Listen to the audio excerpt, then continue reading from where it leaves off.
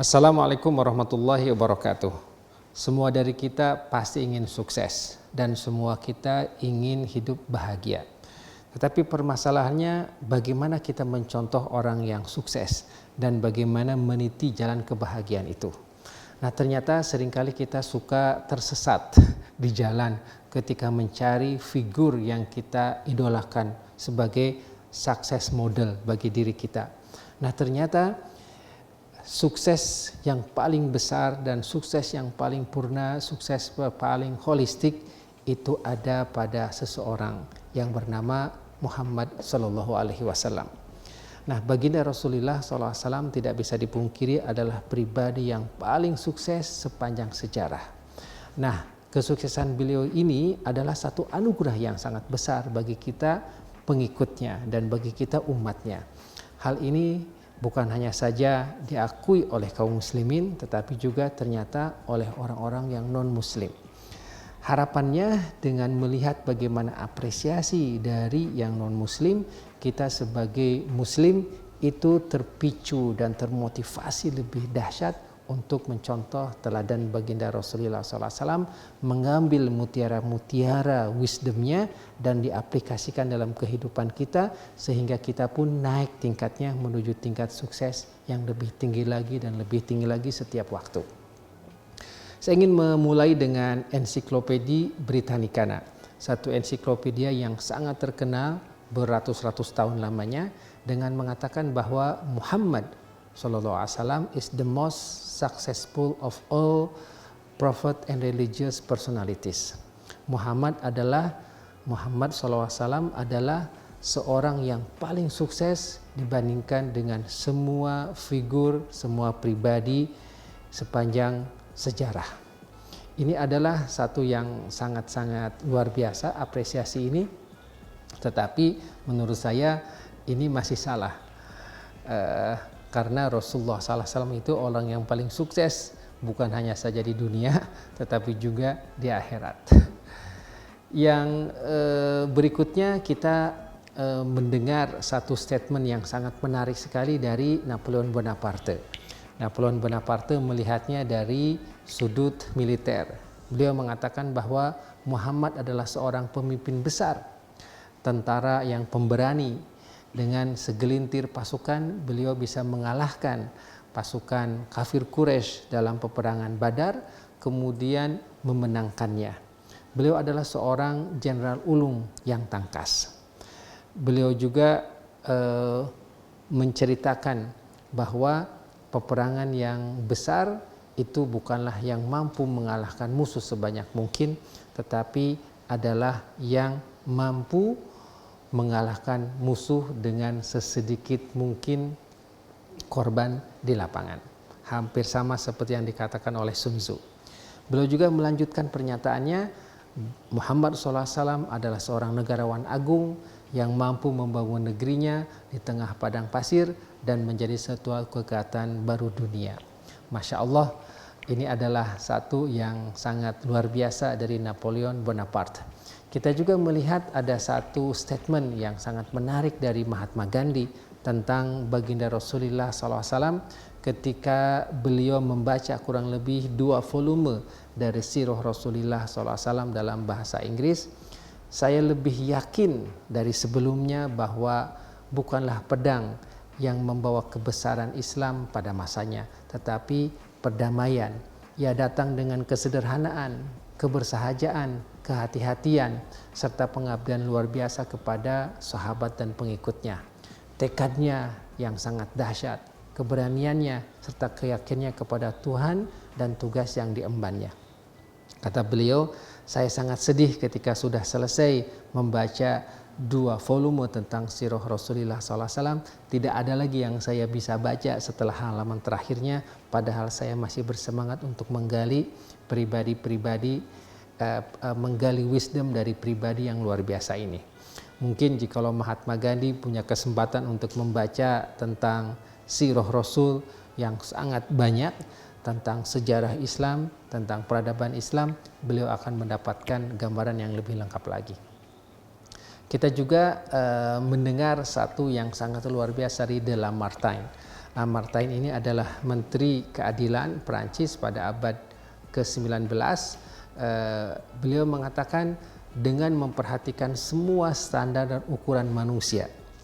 Karena manusia itu banyak keterbatasan, apatah lagi 15 abad yang lalu, keterbatasan telekomunikasi, keterbatasan transportasi, keterbatasan lingkungan, dan keterbatasan alam. Beliau mengatakan, jikalau kita melihat semua keterbatasan ini dan kita melihat batasan-batasan manusia, siapa yang akan mampu menyaingi Muhammad?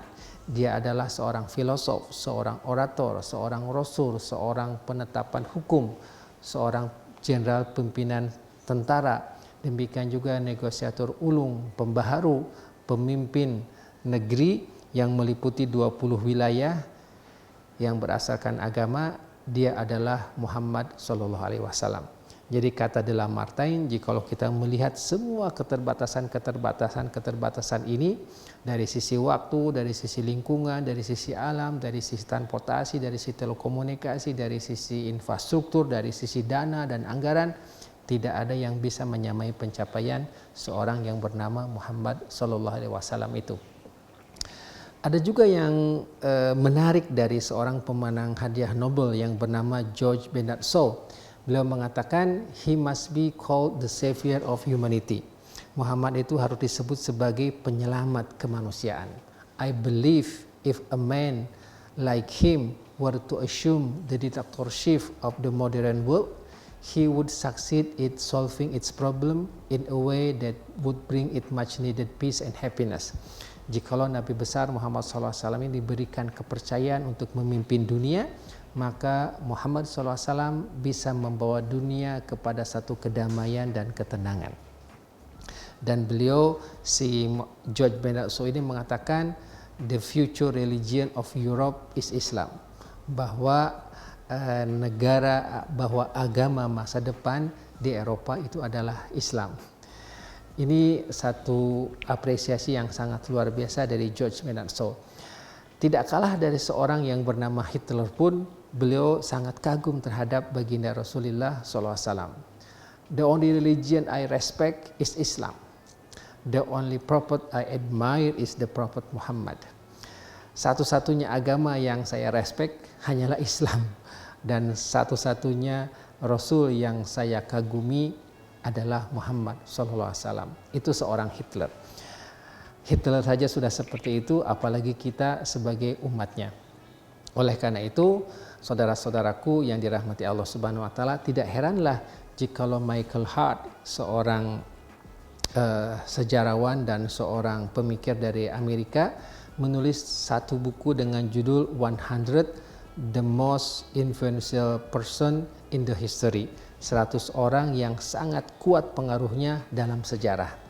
Nah, beliau merangkai 100 orang, nomor 1, nomor 2, nomor 3 sampai nomor 100. Yang menarik, nomor 2 itu adalah Isaac Newton. Isaac Newton itu diletakkan nomor 2 karena katanya Isaac Newton itu pengaruhnya terhadap fisika, terhadap ilmu pengetahuan sangat luar biasa sampai hari ini. Demikian juga beliau meletakkan Nabi Isa di nomor 3. Karena apa? Karena pengaruhnya terhadap dunia. Dan yang sangat menarik, beliau meletakkan Nabi besar Muhammad SAW di nomor 1. Nah, ketika ditanya, kenapa engkau meletakkan Muhammad SAW di nomor 1? Jawabannya, my choice of Muhammad to lead the list of the world's most influential person might surprise some readers and might be questioned by others. But he was the only man in history who was supremely successful on both the religious and secular level. Kebijakan saya dan keputusannya untuk meletakkan Nabi besar Muhammad SAW di nomor 1 karena beliaulah satu-satunya orang sepanjang sejarah yang sukses di dua sisi, secara spiritual dan secara sekuler.